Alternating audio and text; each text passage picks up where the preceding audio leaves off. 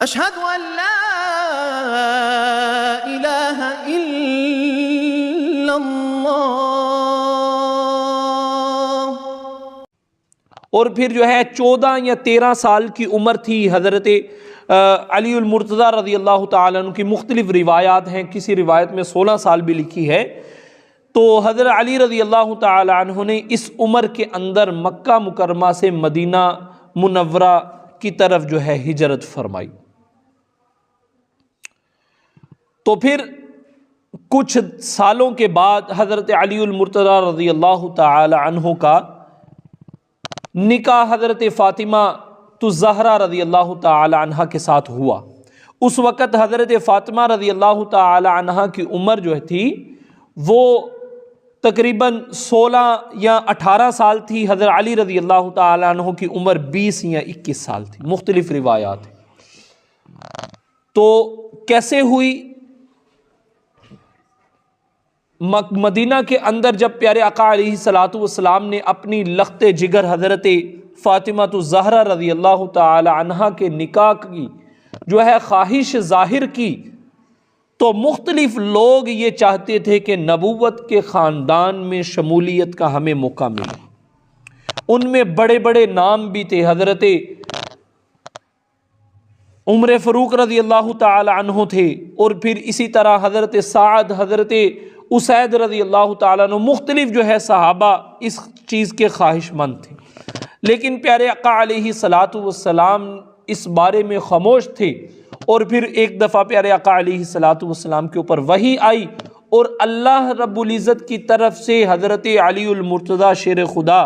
رضی اللہ تعالی عنہ کا جو ہے انتخاب کیا گیا۔ اور جو ہے چونکہ آپ علیہ الصلوۃ والسلام یعنی حضرت علی اور پیارے آقا کا خاندان بھی ایک تھا، بنو ہاشم، تو پیارے آقا علیہ الصلوۃ والسلام نے حضرت علی مرتضیٰ رضی اللہ تعالی عنہ سے اس بات کا جب اظہار کیا تو حضرت علی رضی اللہ تعالی عنہ نے ارشاد عرض کیا کہ یا رسول اللہ، میں آپ کے حکم کی تعمیل کرنے کے لیے تیار ہوں۔ لیکن پھر بھی پیارے آقا علیہ الصلوۃ والسلام نے فرمایا، اے علی، کہ اب اس واقعہ سے ہمیں ایک سبق ملتا ہے، وہ سبق یہ ہے کہ ہماری بعض قوموں کے اندر بعض لوگ اس معاملے میں بڑے متشدد ہوتے ہیں، اپنی خاندانی روایتوں کی وجہ سے، اپنے جو ہے خاندانی جو ہے طور طریقوں کی وجہ سے ہم لوگ بچے سے تو لڑکے سے تو پوچھتے ہیں کہ تیری شادی کہاں کی جائے، کب کی جائے، سارے معاملات اس سے پوچھتے ہیں۔ لیکن جو ہے بعض لوگ لڑکی سے، بیٹی سے یہ نہیں پوچھتے کہ تیرا رشتہ ہم یہاں کرنے لگے ہیں، تو اس میں راضی بھی ہے کہ نہیں، تیرا دل کیا کہتا ہے، تو اس معاملے کو کس نقطۂ نظر سے دیکھتی ہے۔ ہم اس ایسی بات بیٹیوں سے کرنا اپنی عزت کے جو ہے خلاف سمجھتے ہیں، اپنی انا کے خلاف سمجھتے ہیں، حالانکہ ادھر پیارے آقا علیہ الصلوۃ والسلام کو اللہ کا بھی حکم آ گیا، حضرت علی رضی اللہ تعالیٰ عنہ بھی راضی ہیں، پھر بھی پیارے آقا علیہ الصلوۃ والسلام نے ارشاد فرمایا کہ اے علی، کہ میں تیرے بارے میں فاطمہ سے پوچھوں گا، اگر میری بیٹی تجھ سے نکاح کرنے کے لیے، شادی کرنے کے لیے تیار ہوئی تو پھر یہ تیری شادی کی جائے گی، ورنہ جو ہے میں اپنی بیٹی کی رضا کے اوپر جو ہے فیصلہ کروں گا۔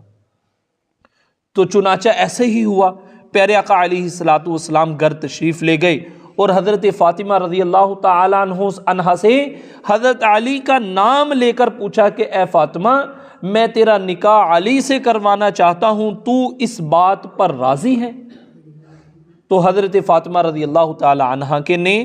پیارے آقا کو، اپنے والد محترم کو ہاں کی، اور اس کے بعد پیارے آقا علیہ الصلوۃ والسلام نے حضرت علی رضی اللہ تعالی عنہ سے حضرت فاطمہ رضی اللہ تعالی عنہ کا نکاح مسجد کے اندر پڑھایا۔ اور یہ بھی ہمیں سمجھ لینی چاہیے بات کہ نکاح ایک عبادت ہے، جیسے قرآن پڑھنا ایک عبادت ہے،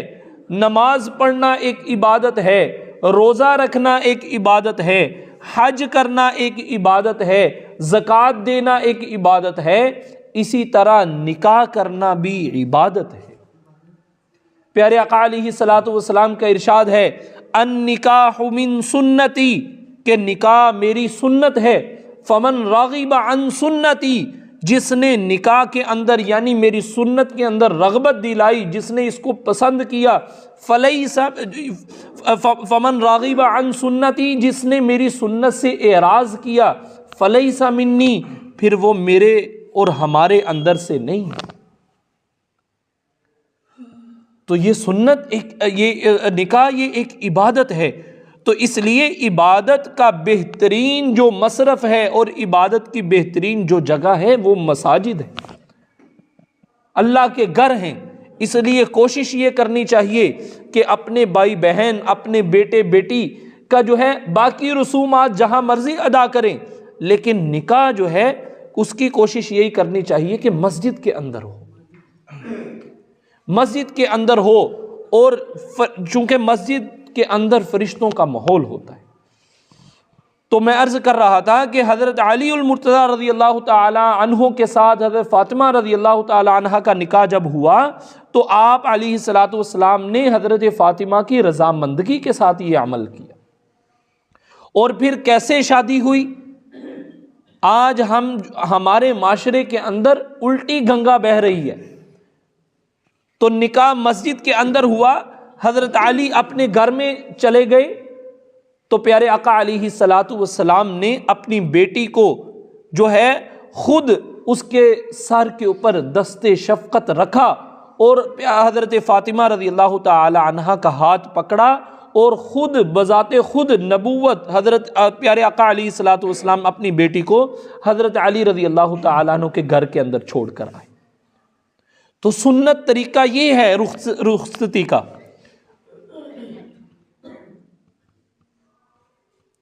خود جو ہے پیارے آقا حضرت فاطمہ کو حضرت علی کے گھر کے اندر چھوڑ کر آئے۔ اب حضرت علی رضی اللہ تعالی عنہ کا گھر جو ہے پیارے آقا کے گھر کے سے تھوڑا دور تھا، تو پیارے آقا علیہ الصلوۃ والسلام نے ایک دفعہ خواہش ظاہر کی کہ کاش، کیونکہ محبت حضرت فاطمہ سے بہت زیادہ تھی،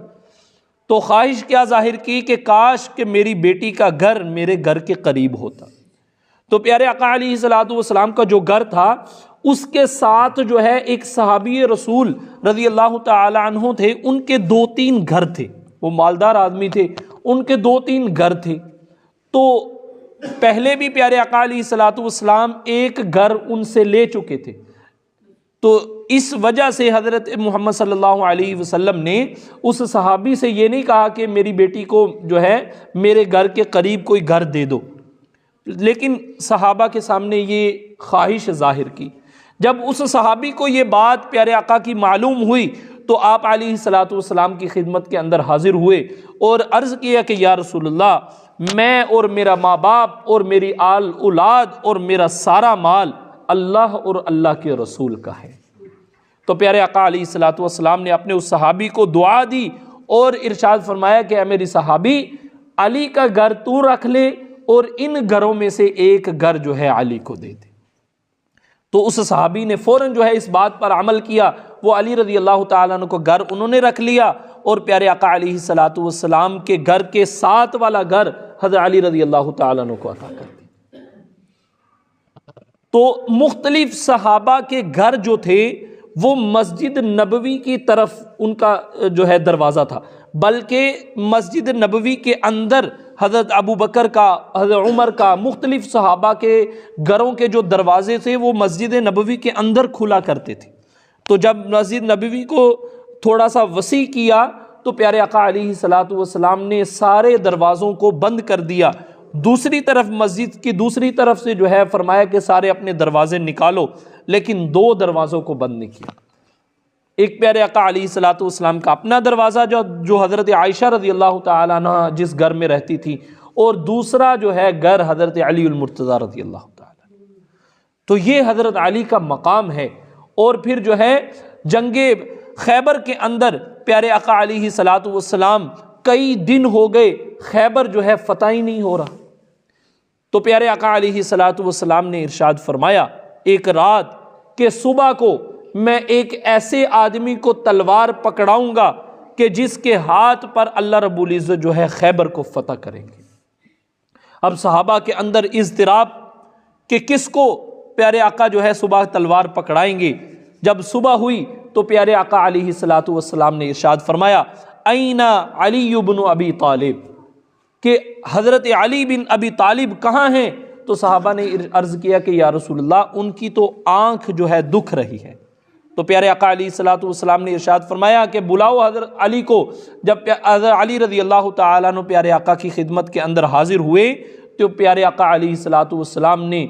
اپنے جو ہے دستے مبارک سے اپنا لعاب حضرت علی المرتضی رضی اللہ تعالیٰ عنہ کی آنکھ کے اندر ڈالا، اور حضرت علی فرماتے ہیں کہ فوراً ہی میری آنکھ جو شدید تکلیف میں تھی اس طرح ہو گئی کہ کبھی آنکھ میں درد ہوا ہی نہیں۔ تو حضرت علی رضی اللہ تعالی عنہ کو پیارے آقا نے اپنی تلوار پکڑائی اور ارشاد فرمایا کہ اے علی جاؤ خیبر میں اور جا کر جو ہے سب سے پہلے ان لوگوں سے نرمی سے بات کرنا اور اسلام کی طرف ان کو راغب کرنا، اور ارشاد فرمایا کہ اے علی اگر تیرے ہاتھ پر ایک آدمی اسلام لے آئے مسلمان ہو جائے وہ دنیا اور آخرت میں تیری نجات کے لیے کافی۔ آج جو ہے ہم لوگ اپنی عبادات پر زور دیتے ہیں لیکن جو ہے اسلام کا پرچار اس کا کوئی بھی نہیں سوچتا۔ تو پیارے آقا نے کیا ارشاد فرمایا کہ اے علی تیرے ہاتھ پر ایک آدمی مسلمان ہو جائے تیری دنیا اور آخرت کی نجات کے لیے وہ کافی ہے۔ تو اس لیے آج ہم بھی کوشش کریں کہ ہمارے ہاتھوں پر بھی کوئی نہ کوئی مسلمان ہو۔ تو اس طرح پھر حضرت علی رضی اللہ تعالیٰ عنہ ایک جماعت کو لے کر اور پیارے آقا کی تلوار اور دعاؤں کو لے کر خیبر کی طرف گئے، اور اسی دن اللہ رب العزت نے پورا قلعہ جو خیبر کا تھا اس کو فتح نصیب فرما دی۔ تو سارا کا سارا خیبر کا علاقہ جو ہے اسلام کے دائرے کے اندر آ گیا۔ تو حضرت علی رضی اللہ تعالی عنہ کو شیر خدا ہونے کا لقب عطا تھا، اور اسی موقع پر جو خیبر کا دروازہ تھا